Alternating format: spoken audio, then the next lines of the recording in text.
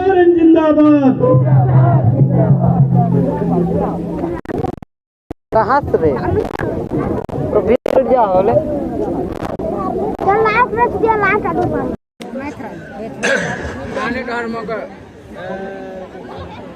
रौरे मन के जोहार जोहार जोहार। आज यहाँ बिशुनपुर के बजरी में आए हुए हमारे गांव देहात के सभी हमारे ग्रामीण भाइयों, माताएं, बहनें, नौजवान साथी, बड़े बुजुर्ग और मंच पर हमारे साथ उपस्थित आज महागठबंधन की तरफ से फिर से एक बार चमड़ा लिंडा जी को प्रत्याशी के रूप में हम लोगों ने सहमति बनाई है। मंच पर चमड़ा लिंडा जी का, अशोक जी का और कांग्रेस, जेएमएम, आरजेडी के सब तमाम चलन है सड़क तक हमारे कार्यकर्ता साथी का भी मैं हार्दिक अभिनंदन करता हूं, स्वागत करता हूं। और भी कार्यक्रम है, संक्षिप्त बातों को रखकर निकलना चाहूंगा, लेकिन उसको आप अधिक समझने का प्रयास कीजिएगा। माननीय विधायक चमड़ा दा ने बहुत हल्के में इसको छूने का प्रयास किया है। हेडलाइन में डाल दो कि आज वाला में देखो सड़क तक करके साथ में यूट्यूब में आ जाए। यहाँ चुनाव की प्रक्रिया प्रारंभ हो चुकी है। चुनाव आयोग ने झारखंड राज्य में चुनाव की घंटी बजा दी है और आपको सुनकर बड़ा आश्चर्य होगा कि झारखंड राज्य अलग होने के बाद पहली बार सरकार के कार्यकाल पूरा होने से ही पहले ही चुनाव हो रहा है। अभी 1 महीना और हमारा सरकार का कार्यकाल था, लेकिन जो हमारे विपक्ष के लोग हैं उनको कहां से पचेगा कि आदिवासी, मूलवासी, दलित, पिछड़ा, अल्पसंख्यक कोई सरकार चला पाए। हम लोग जब सरकार बनाए थे ना, उसके 1 घंटे के बाद से ये लोग हमारी सरकार को गिराने में लगे थे।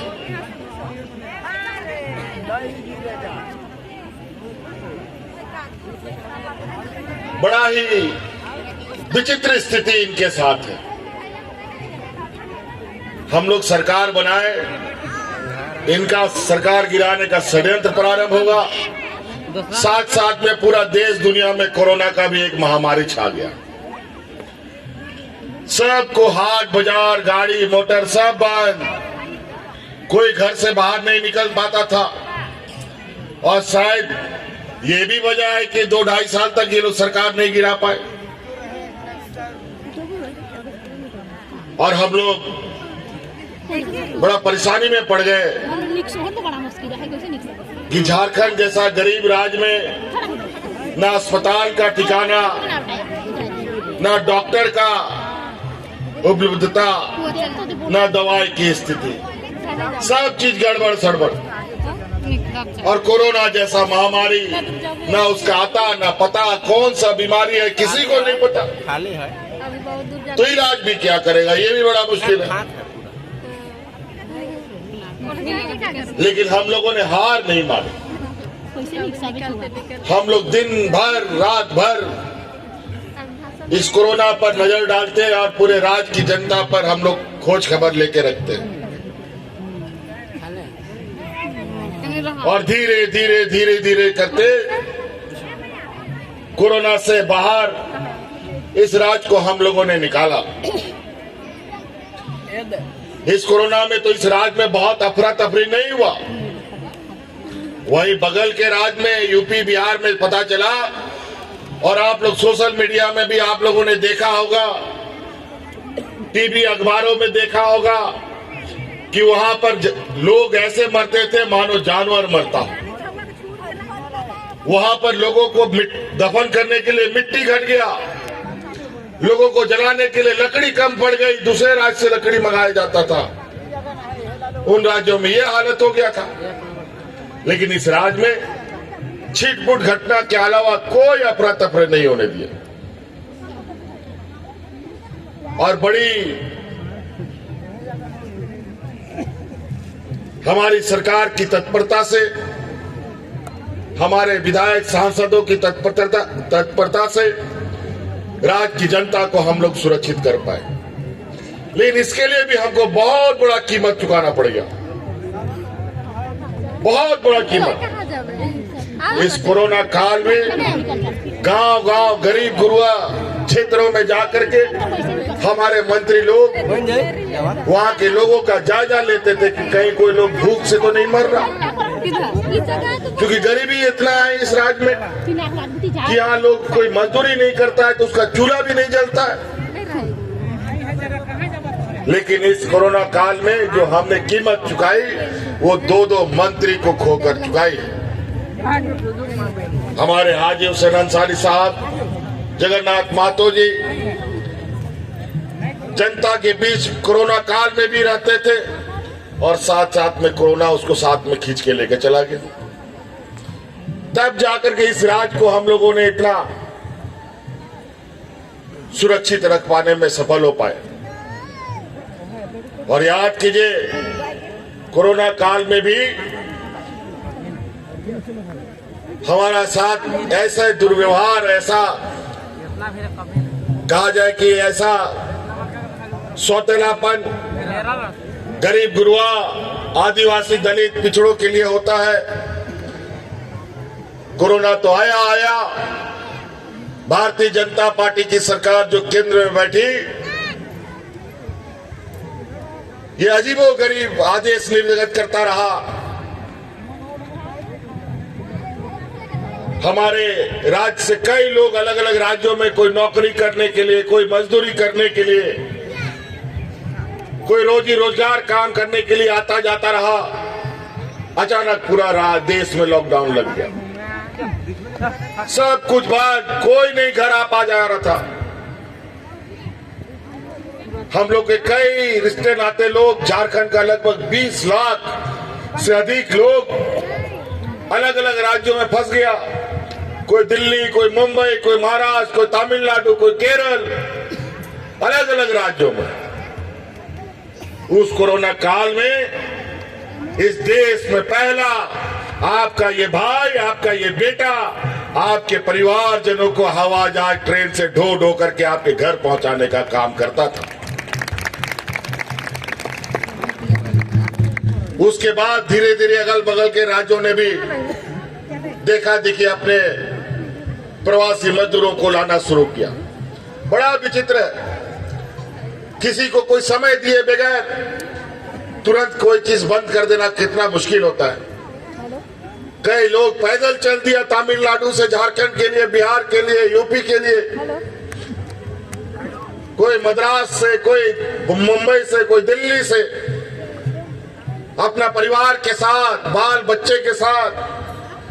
कई महिलाएं तो ऐसी स्थिति बनी कि बेचारी गर्भवती महिलाएं सड़कों में बच्चों को जन्म देने लगी। लेकिन ये भाजपा की सरकार, इनके आंख में एक बूंद नहीं आंसू की इन गरीबों के लिए थोड़ा समय छोड़ा जाता है। अब जब समान होने लगा जीवन, जब हम आप लोगों के लिए काम करना शुरू किए, तो इन व्यापारियों ने बड़ा सुनियोजित तरीके से हमें अलग अलग एजेंसियों के माध्यम से प्रताड़ना शुरू किया, क्योंकि हमने अपना हक अधिकार मांगना शुरू किया। और हक अधिकार गरीब लोग मांगता है तो उसको मिलता नहीं है। हम लोगों को कभी भी कोई चीज मांग के नहीं मिला है, हम लोग को लड़ना पड़ा है, संघर्ष करना पड़ा है, अंतोगत्वा हमें अपना अधिकार छीन के लेना पड़ता है, तभी मिलता है। ये राज हम लोग को क्या भीख में मिला है क्या? आज इस राज को अलग करने के लिए कितने लोगों ने शहादत दी, गिनती का नहीं है। ये वीरों का धरती है। भगवान बिरसा मुंडा, सिद्धू कानो, तिलंगा खड़िया, जतरा टाना भगत,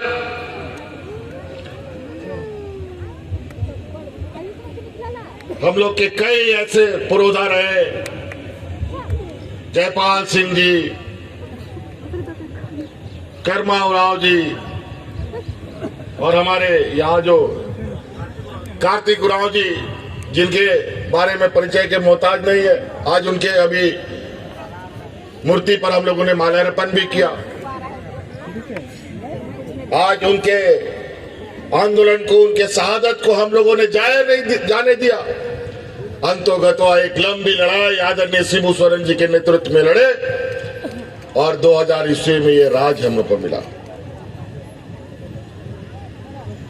लेकिन राज तो मिल गया, लेकिन हम लोगों का विधायक विधायक बहुमत तक नहीं पहुंच पाता था। पूरा वही लोग का राज, Bharatiya Janata party NDA double engine की सरकार 20-19 साल तक चलाता रहा।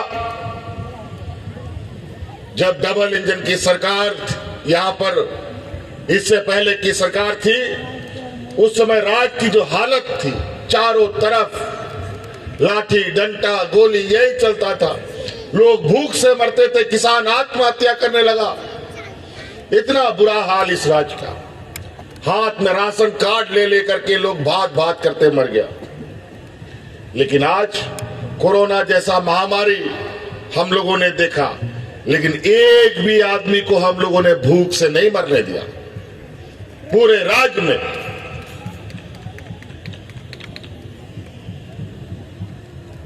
और उसका सबसे बड़ा श्रेय हमारे इस राज्य की महिला दीदियों को जाता है। उनको हम सलाम करते हैं कि उस कोरोना के पीरियड में भी गांव-गांव, पंचायत में दाल भात योजना चला करके मुफ्त में गरीबों को खाना खिलाने का काम करती थी।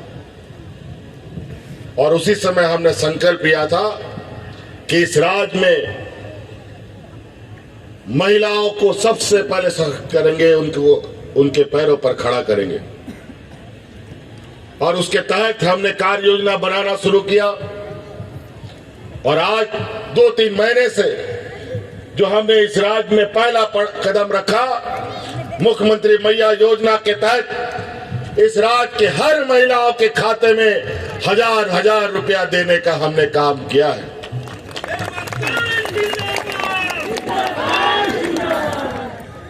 आप लोगों का खाता में पैसा जा रहा है कि नहीं जा रहा है?